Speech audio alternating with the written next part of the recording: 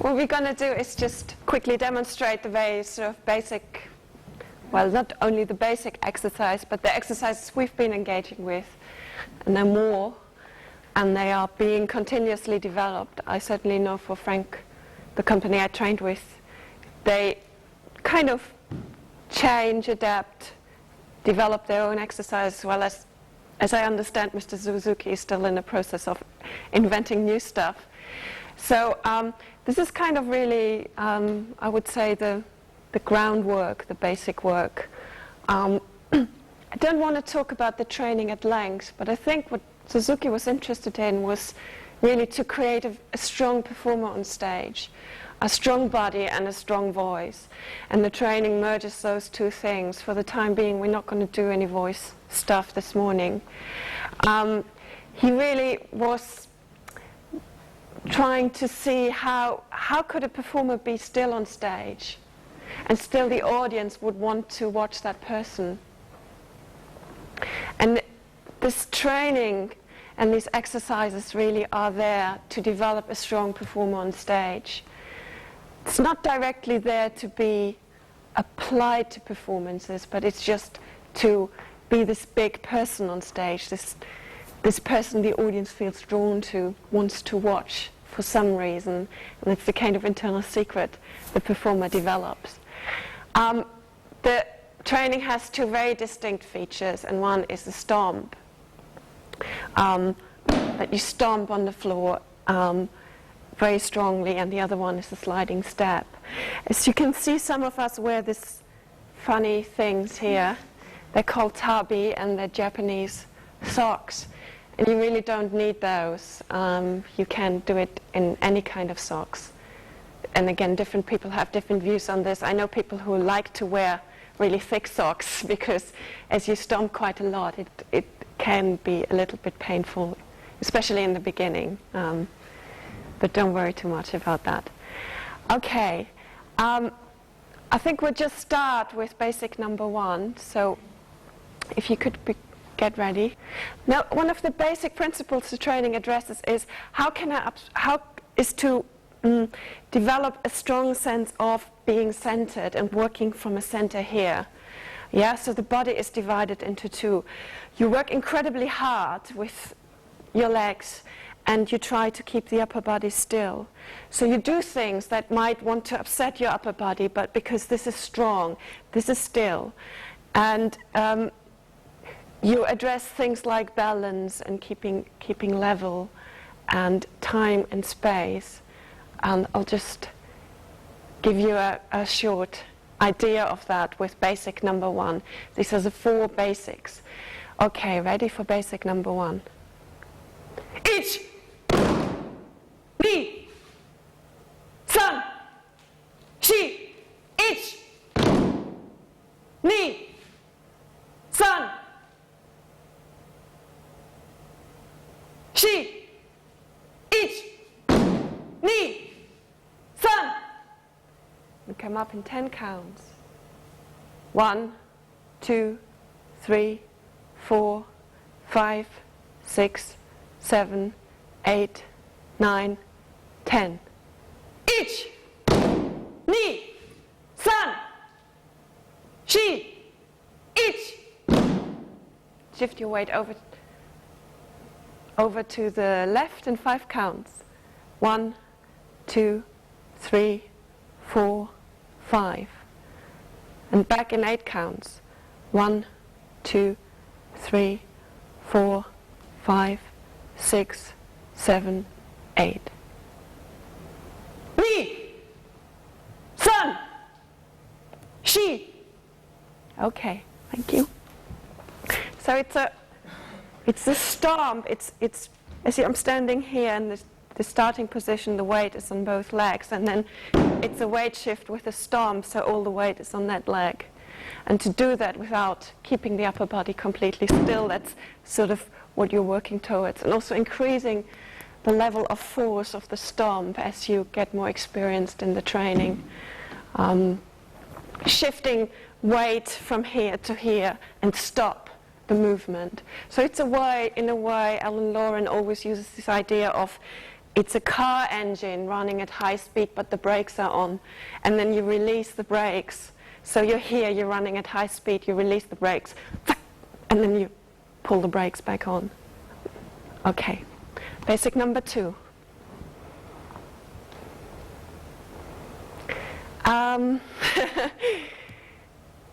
Let's just, okay. Ich, he, son, she, go. Ich, he, son. Without arms for the time being. Without arms. Okay? But going on tiptoe. Ich. Ni. Son. She. Go. Ich. So it's really about like stopping that movement and being really still, being really there. And also keep that going, keep the energy going, so you're ready to stomp down with force. Ni. Son. She. Go. Ich. Ni. Son. She. Go. Ich. Ni. Son. She. Go. Ich. Ni. And relax. Basic number 3.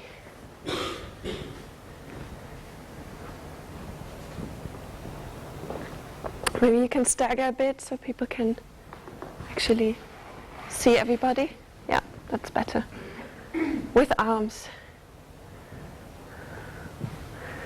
Now there was a stomp to the side, then there was just a stomp like that, and now you take the leg forward, you take the leg to the side, and now you take it into the diagonal. Again, a stomp. Ich.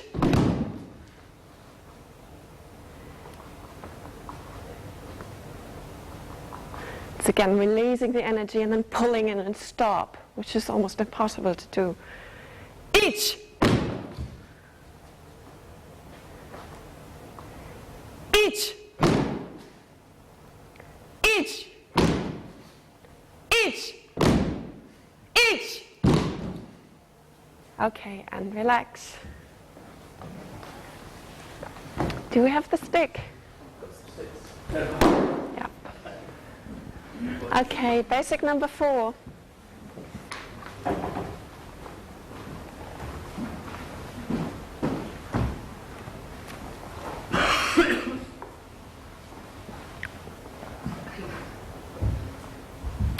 To the left, feet apart. Now this is an exercise where there's no stomp involved, but the same principles apply. You'll see the performers will turn, so they unleash a movement and they try to stop the movement. And it's about moving the center, so the movement is initiated from here. It's not done with the arms or the shoulders, it's done from here, and it's all about gaining strength here, so being in control as a performer, and being energetic, and being strong. Ready? And it should be so fast they almost should beat the sound of the stick.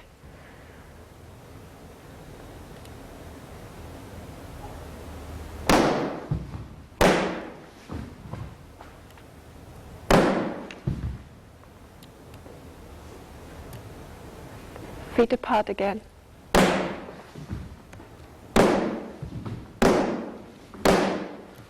Feet together.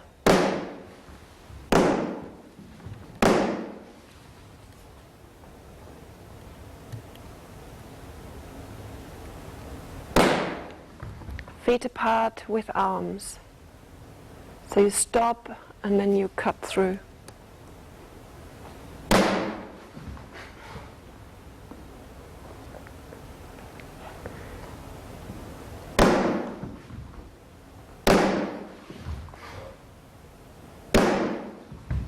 And feet together with arms.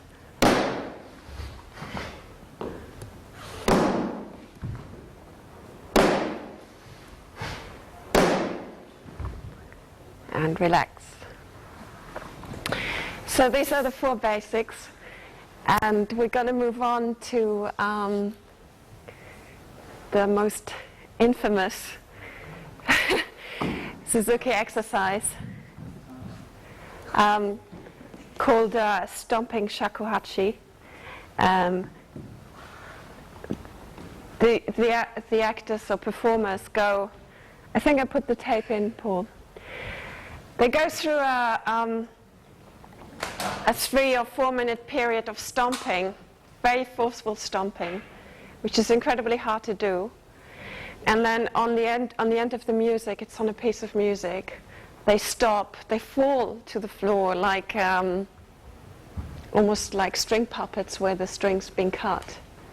And then all the energy they gathered through the stomping, they use then to lift from the floor and walk towards the audience.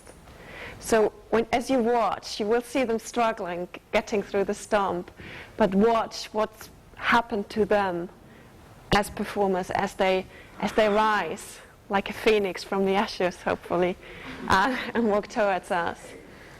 It's sort of it really gives you a different sensibility in your body and who you are on stage. Okay, find a position.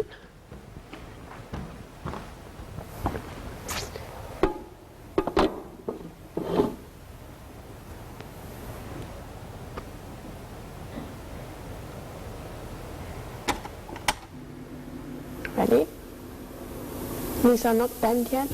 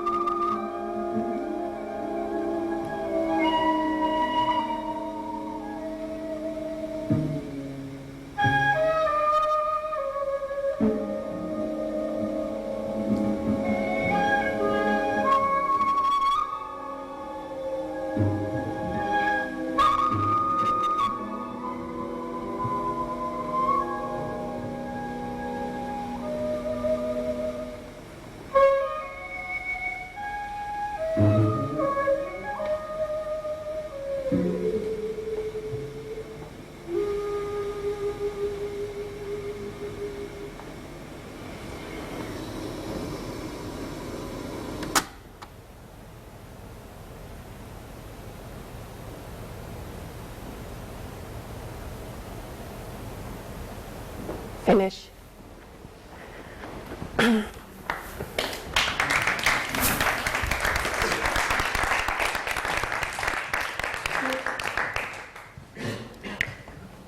So I think you get a clear idea of what the demands, the level of demand of the training is, and really what you're asked to do is, as you stomp, and if you're not fit and you're not used, basically what happens after about 20 or 30 minutes, you start running out of breath. So it's really about learning to cope with stress, and it's real stress, and to keep breathing and to keep maintaining that level of energy, commitment, and drive through it, and at the same time not show the audience that you're having a problem. So if you see Suzuki's actors doing that, it looks totally easy, and yet it's incredibly hard to do. Okay, let's do some walks. Can you lead, Patrick? Huh? You have to do statues later on. Yes.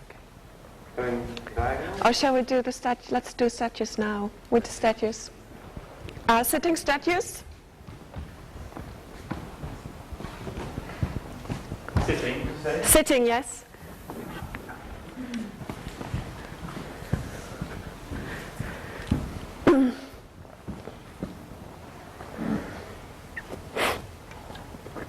Now in this exercise, the performance is sitting, but the same principles apply.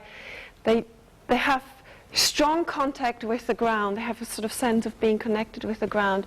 They focus outwards. They have a strong sense of focus, and they sort of snap into a position and try to stop. So again, the engine is running. You release the brakes, and then you pull on the brakes again. These are sitting statues, and there are 3 basic sitting statues. And then we're going to do some freestyle as well. So they start from a neutral position, go into statue, and then go back into the neutral position. We do statue 1, 2, and 3 in that order, so we'll not say what statue you do next. Ready? And stay still. Try to stay still. Find that point of balance.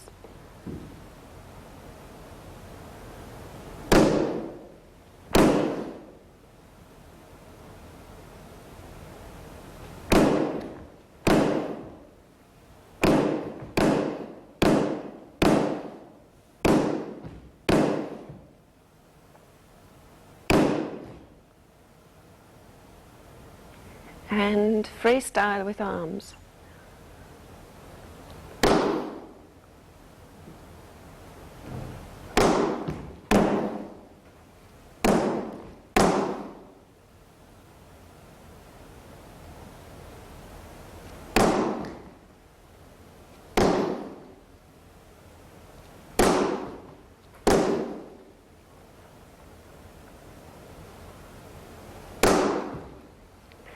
Okay, relax, and just a tiny little bit of standing statues is something we haven't done very much.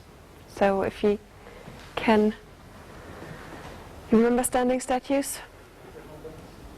Has everybody done this? Starting from standing position, then going into the first statue, going to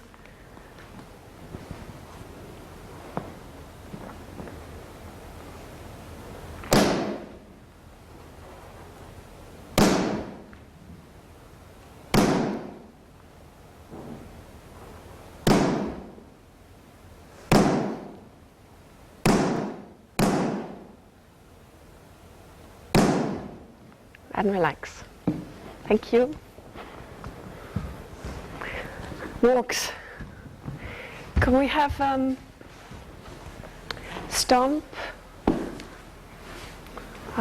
tiptoe? We did that one outside. Side. And then that one. And then high shuffle, low shuffle.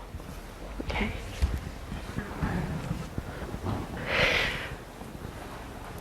Going this way. Yes, just go in the diagonal. Okay. Suzuki devised a series of walks, so it's in a way applying those principles, crossing the space. And now that you will see the different ways in which the feet contact the ground. And still what you want to do is you want to keep your center level, keep the upper body still while the legs are doing all these interesting things. The first one is stomp, you've already seen.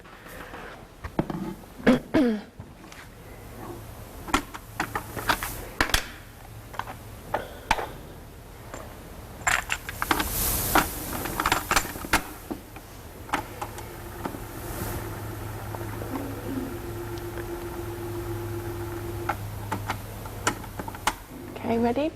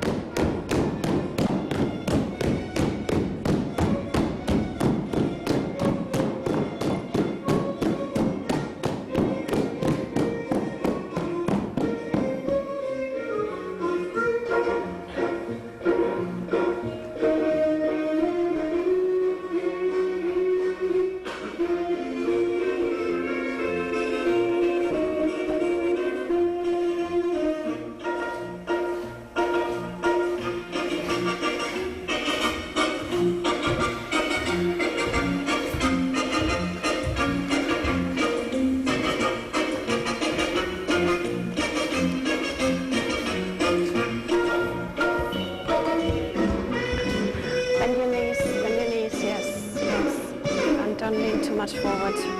Work from here. Work from here.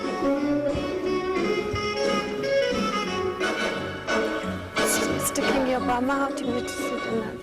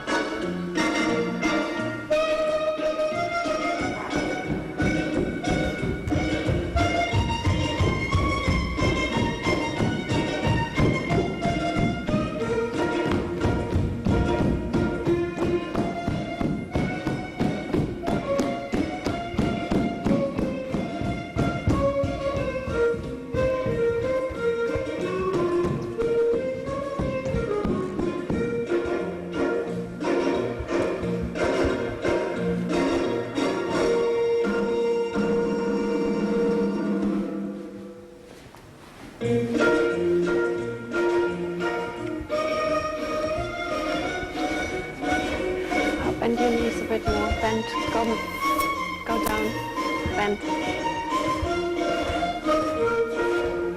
Better, yes.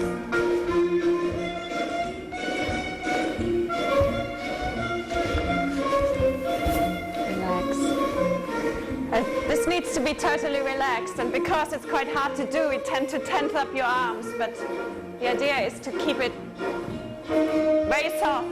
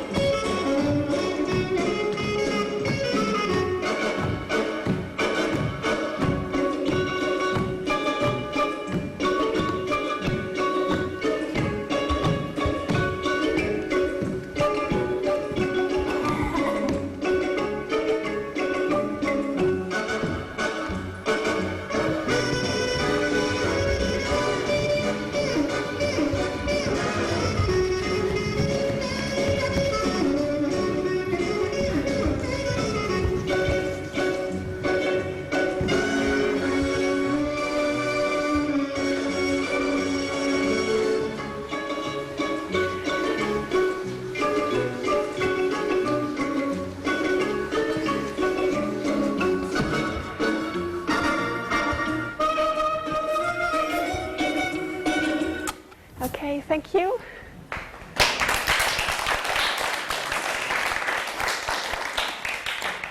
The very last thing we show you is again about crossing the space, and in a way all these exercises they've been doing is a preparation for that. And what they're trying to do as they're just walking across, it might just look like walking across, is but to move the center of gravity at the same level, the same speed throughout. So if it's done properly, it looks almost like the performers are floating. So you don't have the stops you have in normal walks, you have stops. And they're trying to overcome these moments when you shift the weight and you want to stop, but drive through them. So all these exercises really prepare for that. And also having the sense of owning the space and crossing the space and just being in the space. We just do one turn with arms, okay? On the turn. On the turn, yeah.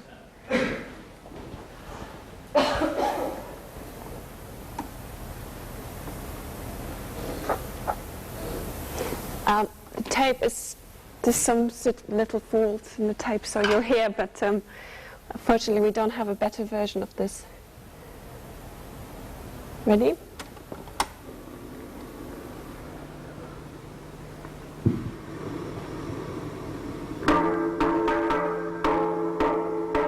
Wait. Let's start again. This is because we used to work with a different one. There was some confusion. It's 12 counts. On those 12 counts, you prepare, you bend your knees slightly, and then on 13 you step out. Okay?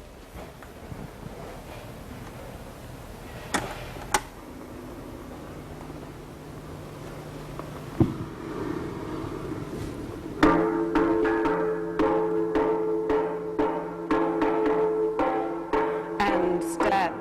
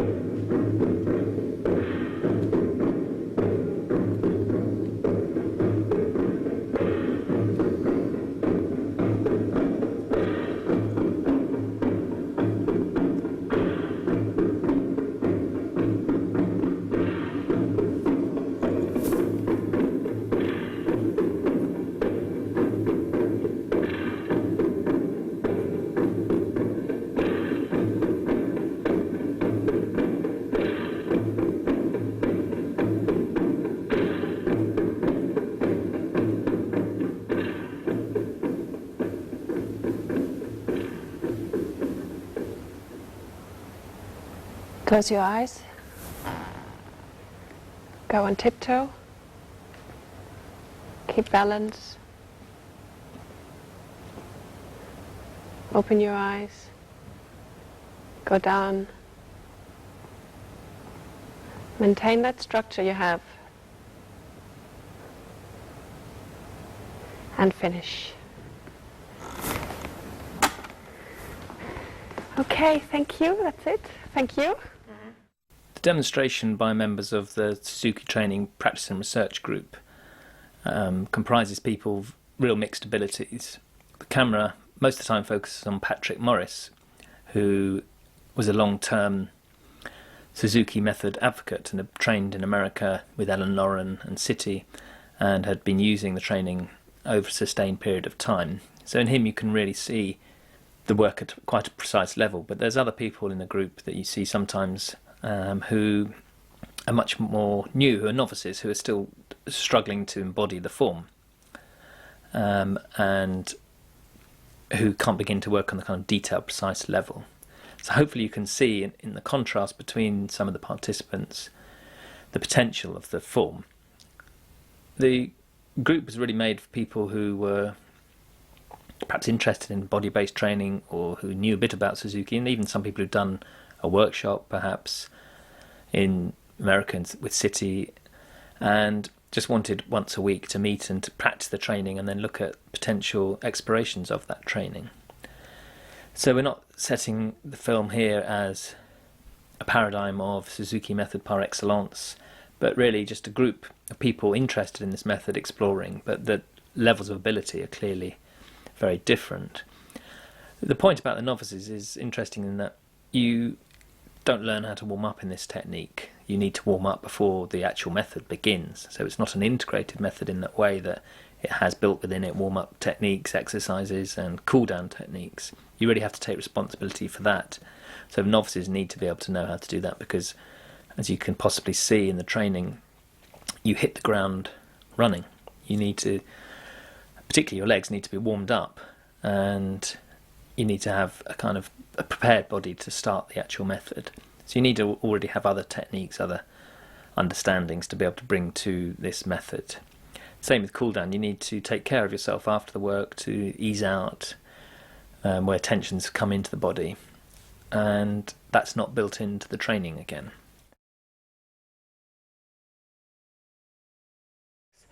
Okay, ready for basic number 1. Ich, ni, san, shi, ich, ni, san, shi, ich, ni, san.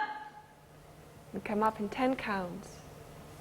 1, 2, 3, 4, 5, 6, 7, 8, 9, 10.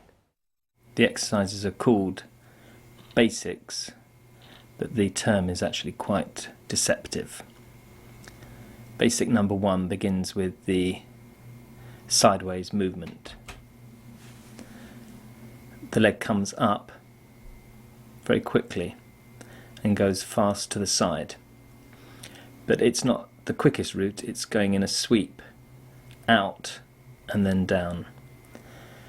And what's important is to keep the centre moving in a straight line. So you have to go from the centre. The movement doesn't begin in the foot, the flick up, but really is a movement of the whole torso. The arms just hang by the side. As the body goes down on various counts, the arms just stay loose. And you can see there's a moment when the body stops, when the balance tends to fall forward. And that's a moment when you have to really use this idea of inner resistance and control. The same is true of the counts going down.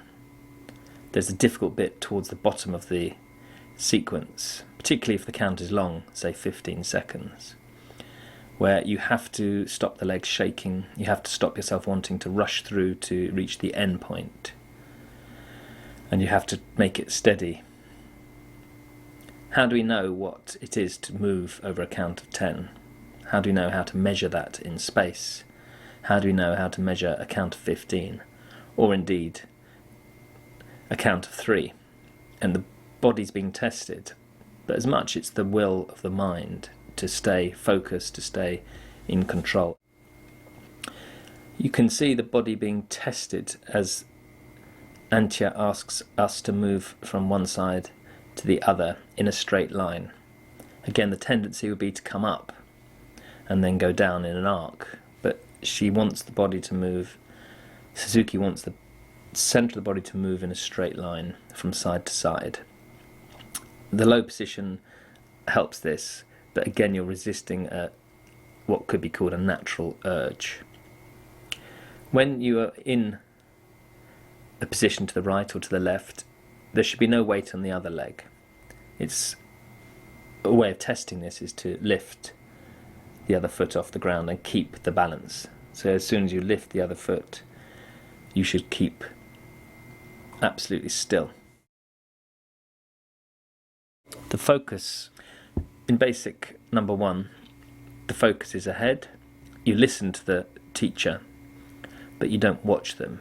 So you stay in your own space. The exercises are done individually.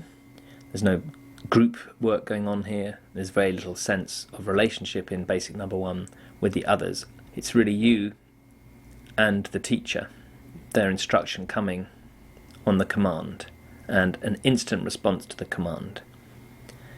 If you think about responding, it's too late. It's almost like you need to have responded before the response, which of course is impossible. But this is what Suzuki's testing, this idea of impossibility.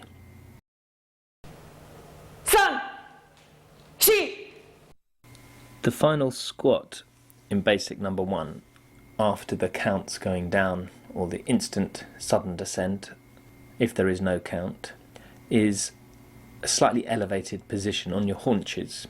There's a sense of pulling up even while the bottom half of the body is going down. This is the typical division of no theatre, for example, where the upper half of the body is extending upwards and the centre is holding firm while the lower part of the body is rooted in the ground. And there is that sense you don't sit back onto your haunches in this exercise, but hold yourself up, revealing the centre, presenting yourself to the spectator. And this, I think, leads to the quality that has been observed in a lot of Suzuki's actors of a controlled openness, you could call it, radiating presence. Basic number 2, you start in a column, and again from a taut, tense position, with the knees slightly bent, the feet held together, you flick the right foot up. It's a very quick movement, and you're pulling it back into the centre. You can see in the performers a slight wobble as the foot comes into the centre, and it's very hard to stabilise after this very quick movement, which is almost throwing the body off balance. But you have to pull in, keeping the foot flexed upwards so the energy is taut, the body is taut, it's not floppy, and hold this position of balance on one foot. As you hold the position, there's a tendency to dissipate the energy, to let the focus go, to relax. And it's important that you keep it constant, because you never know when the instruction is going to come. And when the instruction comes, you have to use the bottled up energy, the force, to stamp down. The stamp down is very much contained, and it's not forward, it's really slightly forward of the other foot, but only by half a foot or so. And it's full force, and at that point the weight comes back onto both feet. So you're shifting the weight, but of course the torso isn't moving side to side. You then slide that first front foot forwards, and the weight goes onto the front leg. At that point you can test the balance by taking the weight off the back leg, and you should see that there is no weight in the back leg, it's all on the front foot, and the torso is over the front leg. Here you then shift the weight back, going up onto tiptoes. So you've gone from centre position, stamping down, weight shifting forward, weight shifting back and up as you go up into tiptoes. And here again, it's a sharp move. It's not a gradual sliding upwards into tiptoes, but a sudden movement, quick up into tiptoes, and the weight is shared. If you are using the arms, and here you can do this exercise with a pole. You can do any of the exercise with poles, 1 and 2 anyway, and 4. But here you can use the arm to extend the upward movement on the tiptoes. After tiptoes you come back down, so the weight is again going down. Then you bring the other leg through, the left foot. And the slide forward and kick up, which began the sequence, is harder when you're bringing the foot from a further back position. So you have to pull it through from behind the body and yet keep the body stable. So you're pulling the left foot through, again showing the sole to an imaginary partner, and then bringing it up into this focused position with the knee held up, pulling in towards the chest, the foot flexed up. And then you stamp down and the cycle continues. Okay. Because the exercise is done in a column, you need to keep a sense of the partner in front of you and the partner behind you, and keep the space between you even. It's also important that you work together. You're obviously all trying to beat the command, beat the impulse coming from the teacher. So there is a sense of group sensibility, of unity in this exercise. This exercise can also be done to music, like a kind of march.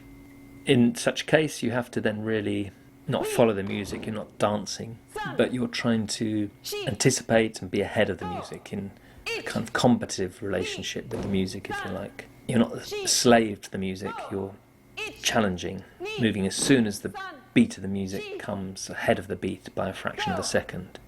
Obviously this is different from the random timing that the teacher gives you, but at the same time you mustn't fall into the easy pattern of just going with the music. This is not a dance training, it's not a choreography, it's more like a martial art.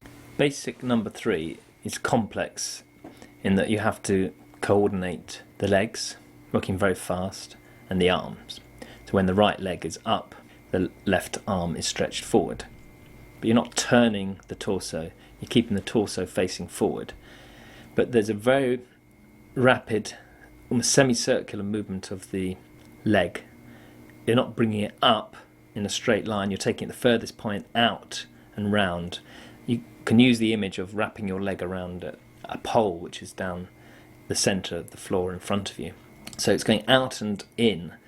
So as well as testing the balance by this very quick rapid movement that we saw in basic number 1, and basic number 2 especially, where you're throwing the weight of the leg and having to stabilise yourself instantly. Here you're also throwing the weight to the side and back. So it's a kind of upward throw and a sideways throw. The stamp is again just slightly forward, it's not a big leap step forward, it's just a focused, contained energy. And the movements are coming quite fast, you can see there's quite a pace. But of course at any point the teacher might stop you, so you have to hold. So a tendency is to keep going, keep marching, and actually that becomes almost easier. So you have to stop and hold the position, but keep the tension alive. The arms in basic number 3. The arms are swinging out to the sides. They're following the full trajectory in a very quick way, and the palms are open. Again, you're not trying to twist the torso. You mustn't twist the torso. If you try holding your arms up, you'll see how quickly the tension starts to creep into the shoulder. You'll see how help to some extent with the balance to keep them soft and yet energetic is a challenge. So you've got a lot going on in the lower body, and then there's a lot going on in the upper body, and you're trying to synchronise so that the stamp is then creating the arm movement, that they're connected, one following the other, the upward movement of the leg being echoed by the movement of the arms, and coming to this point of stillness. But you can see here in the film we're all struggling with stillness. Basic number 4 begins with a crouch position, a ready position, so you're not completely down, rather like the position in basic number 1 when you're on your haunches on the floor. You're looking down at the floor, you're ready, waiting for the instruction. And then there's an incredibly fast turn. So you're going from closed, if you like, for the spectator, to opening up, turning on the right foot, opening up to the spectator, and coming to a point of stillness. And we can see this principle which has been established in the other exercises of fast movement and then putting the brakes on, resistance, stopping the turn. And what's hard in this exercise, in the way that it's hard in basic number 1 to measure the rhythm over a count of 15 going down or 10 coming up, here to have enough energy to know how much you need to pull yourself round. You're pulling yourself round from the centre. You can't start the movement with the arm. It doesn't begin with the feet. It really begins with the movement of the centre. And here you are tempted often. Temptation is the performer often does too much and then goes beyond the point of 180-degree turn. So then you have to pull yourself back to stabilise yourself. Equally, sometimes you haven't got enough energy and it's a struggle to get into position. So you're really, the very fast turn, trying to measure the amount of energy needed in the centre to enact this swift about turn. You then close down the other way, so if you've turned on the right foot, you then turn and close down to the other side. The other embellishment is to add the arms. The arms swing out to the side, come over the head like a kendo chop with a sword, if you like, down to just below the hips. It's almost as though you're slicing a partner down the middle who you're facing. So again, very martial arts inspired, and that sense of absolute focus. I think this exercise is interesting because it really is teaching the performer to go from closed to open, to their own private space, away from the audience, to next minute being suddenly present, totally present, facing the spectator. And it's that rapid shift which the exercise is testing. But again, it's physical. It's done through the body. As you watch the performers watch us in slow motion, be aware of the centre moving. The head is keeping some of the focus with the audience and is the last thing that turns. It's not a movement of the head, and it's the last thing, if you like, that comes into the sequence when you suddenly register the moment of stop. So it's just to really pay attention to the centre that is moving, that is the focus of this exercise.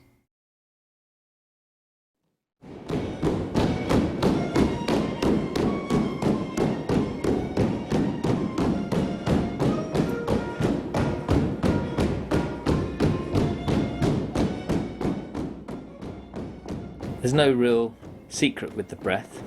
You just have to find your way of breathing. But as the music carries on, as the stamping carries on, you find you need to think more about the breath, which becomes shallower, becomes harder to maintain the depth of breath.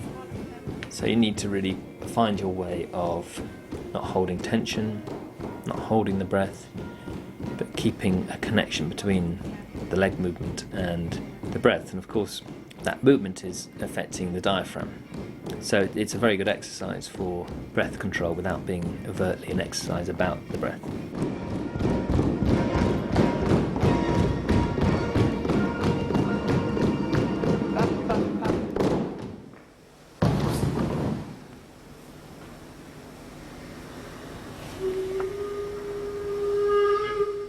After the fast music stops, there's a change.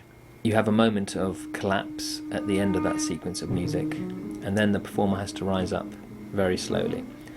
This is one of the real test points of the exercise, when your body is full of the energy that's been created, trembling almost with the force of what you've been doing, and then you have to bring it up, bring the body up, rise, almost as though you're being pulled by strings, as though without any effort on your own part, come up to standing position, and then walk slowly across the space, often towards the teacher, towards the spectator, imaginary spectator in training, and hold that position with absolute control.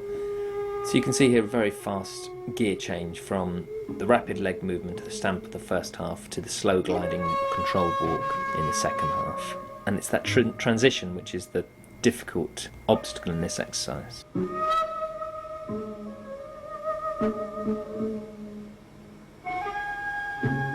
So in the second part of stamping shakuhachi, with the gentler flute music, there's a real focus on holding the energy in. You see the performers are almost moving on a kind of line, pulling from the centre as though you're being pulled by rope from the centre. Upper half of the body is very still, eyes focus forward, and there shouldn't be a sense of effort, but a sense of calm until you come to the end of the music and to stand at the end of the exercise. Sitting statues is one of the more improvisational parts of the Suzuki method. As you will have gathered if you followed the sequence through, most of the exercises have a very rigid form. Here there is a form of 3 basic sitting positions, from the tight starting position, head down, arms around knees, to an upward position, again holding the knees but slightly perched upwards, to the legs shot out in front straight and then the legs out to the side. But in freestyle sitting statues you're being asked to find your own positions, to go from 0, if you like, from the bent starting position to an open position. And it's very important that you open the body, that the centre is projected to the spectator. And what you tend to find is that at the beginning of the sequence, as the instructor asks you to find statues, you're quite creative, you find interesting positions. But then after 4 or 5 you repeat. And this exercise is really asking and testing the imagination. Can you find new positions? And here you have to really work with imaginative focus, but also you're working very precisely with the technique of opening up and then closing again. And each position, each statue has to be held. So it can't be a moving statue, it's a held position, balanced on the buttocks. Standing statues has a similar principle to sitting statues in that it also again asks you to improvise to find statues. Difficulty here is the weight is not balanced on the buttocks as in sitting statues but on the feet. So you're going from a relatively closed position to this open statue presented to the spectator. And the rapidity of the down and up movement as you go into the statue is challenging. Again, you're going from 0 to 60 in very few seconds, following the instructor's command, but without waiting for it. In the ways of walking, you can see the grammar of the feet most clearly. In this film, we don't show all the ways of walking, but we begin with the stomp. This is like the stomp from Stomping Shakuhachi. Obviously the pattern is different in that we're moving in sequence in a column, one after the other, quickly across the space diagonally. The same rules apply of stamping firmly, of keeping the upper body still. The second way of walking, pigeon toes, involves the feet turned in a typical kabuki walk, hence the name pigeon toes. What's important here is that the feet circle out but then come in, rather like the sweeping foot movement of basic number 3. And they come to a fast stop. So there's a movement of the foot round to the right and stop to the centre, round to the left and stop to the centre. And you have to try and minimise the swaying of the torso, which mustn't follow the movement of the foot but must be autonomous. The hands are in the small of the back, keeping the upper body upright and firm. Movement of the upper torso from side to side, and this is what you're doing your utmost to prevent. There's another difficulty with the walks, which is you're trying to keep the same relationship to your partner in front and the partner behind, so you mustn't go too fast. You have to have a sense of the group, but in a very subtle way, and this is mostly through the space and the spatial relationships between you.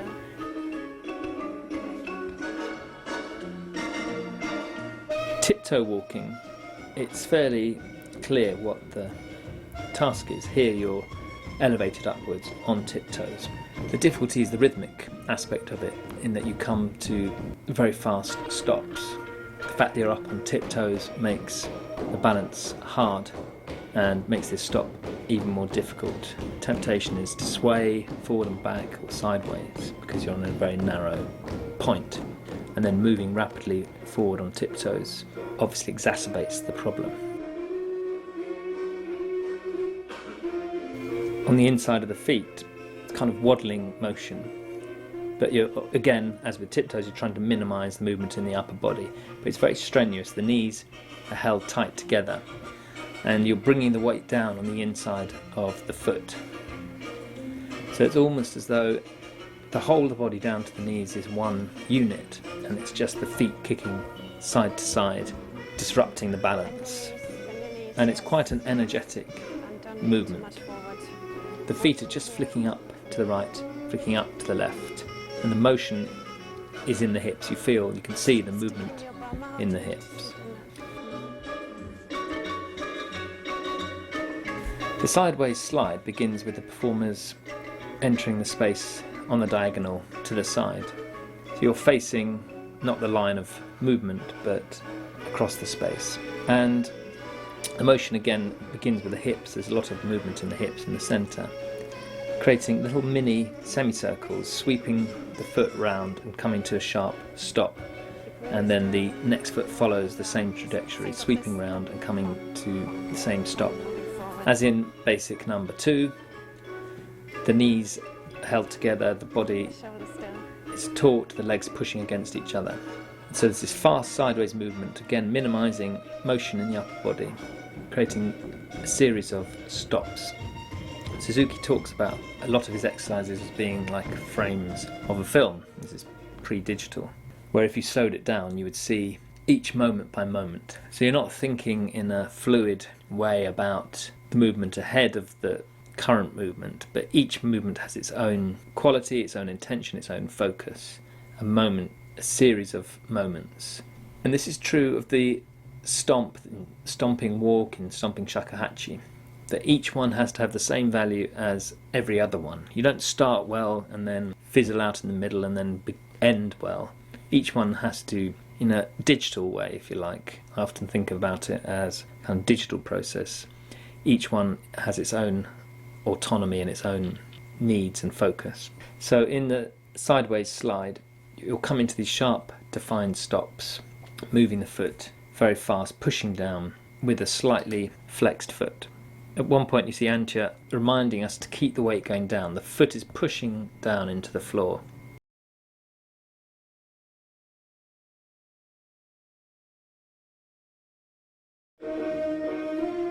With the sideways manoeuvre, there's a complex up and down movement, but also one that's going across in the direction of movement. And you're trying not to let the movement in the lower half of the body come up and disturb the upper body. You're crossing over with a stamp the other foot, and gradually you move sideways in this way. The fast sliding walk looks deceptively simple. What's important is to accelerate very quickly. The feet are flat and shuffling, not too big steps, very small steps, and you have to reach maximum speed and keep constant movement. It's like you fly across the stage and then you come to an end. Often with these exercises you find that you finish before the point of finishing. There's a point where you need to all finish. If you do this exercise with students, sometimes any of these exercises, you find that they start to shorten the trajectory of the walk as they get tired. It's important to go to the very end point to make sure that the last stomp or step is as strong as the first one. And the sliding walk is similar. You start immediately at full speed, you end suddenly. So there isn't any gradient into the exercise or out of the exercise. It's going from 0 to 60 in 2 seconds. And the sequence of walks ends with sliding walk and then the low squatting duck walk, quite comical. Now this is a killer in this low haunch, but rather like the squatting position in basic number 1, you're not sitting back onto the heels, you're upright, so you're pulling the torso up, the torso's separated from the legs, and then you have to shuffle, creating momentum from the centre. Again, it's the centre that has to lead you at this point. The arms are held out, they need to be relaxed, and that upper body is made all the more explicit by the position of the arms. You can do this with objects, Frank Theatre, who Antje trained with, often would add objects there, and the objects have to be completely still, rather like the no actor who holds a fan. So even while his feet are stamping, the fan doesn't vibrate. It's the same principle in the duck walk, that the arms are relaxed, still, the upper half of the body still, but the feet are going very, very fast, shuffling, taking you across the space. So these 9-10 ways of walking Suzuki, until recently has been still evolving. These exercises are done in a sequence which may take some 7-8 minutes as a whole, to the music, constantly following the fast pace of the music. You can get faster music or slow music, but it's the adjustment from one to the other which is also important. One way of using the feet to the other way, really exploring the whole grammar of the feet.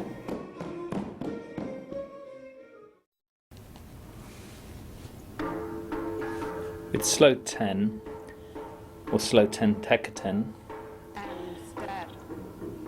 the aim is deceptively simple. You walk across the space with the music, you turn, lower your centre of gravity and come back across the space, passing your partner in the middle, because you begin in 2 lines facing each other across the space. But what makes this exercise so difficult is that you are keeping a constant speed, a constant height and a constant energy. And of course the body's not made like that. When we walk, we wobble from side to side, we go up and down, and there's all kinds of movements going on in the body. And what slow 10 is asking us to do is really to erase those movements, to centre yourself, to move as though you're being pulled across the space, so you're almost trying to eliminate any intentionality, and yet to take in the whole space. This idea that is talked about in relation to this exercise is of taking the whole room with you, of when you turn, you're not turning on the spot, you're turning the whole room around as you turn. And trying to keep the height constant is very difficult, particularly when you shift down your weight even lower, which puts more pressure on the legs as you go into lower centre of gravity. And of course the temptation is to rise and fall, even if this is a very minute movement. So there's a lot of concentration in what seems like a very simple walk across the space and return. You're also having to check yourself against your partner, to move past them smoothly, to be aware of them without acknowledging them. Placement of the foot is also important, that the foot is not too far forward, but you are bringing the weight onto the foot in a steady fashion. And you're using the whole foot. You're not just using the toes, which might help you control yourself perhaps, but trying to glide almost, but using the whole weight of the foot. And keeping the energy constant. This is hard, as with the stomp, where you begin with full energy concentration and there's a kind of middle point, perhaps as you're passing your partner, when the energy starts to dissipate, perhaps when you lose your concentration. So it's a fight to maintain that constancy, to keep centred, level and energy constant with a constant speed. You also add the embellishment of arm positions just to alter the sense of balance, to alter the weight, to create another external focus, just as an extra challenge. So the simple gliding, total body moving across the space that slow 10 can be is actually made up of many aspects, none of which are very easy.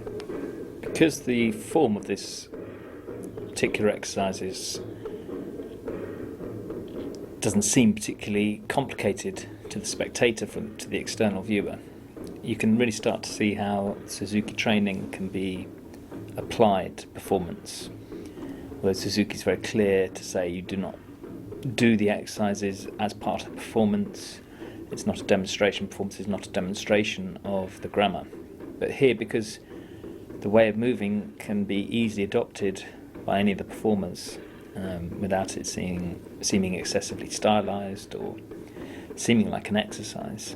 You can start to see how some of the principles of Suzuki's training can be used in performance just through the simple act of walking. Close your eyes. And the focus is on the total body. It's not on the legs in particular, as in some parts of basic number 1, for example, or the stamp in basic number 3. Go down. Here the focus is on the total Maintain that body structure you have moving through the space. And thus it can be applied by and finish. the performer to any character or in any situation where they move Okay, across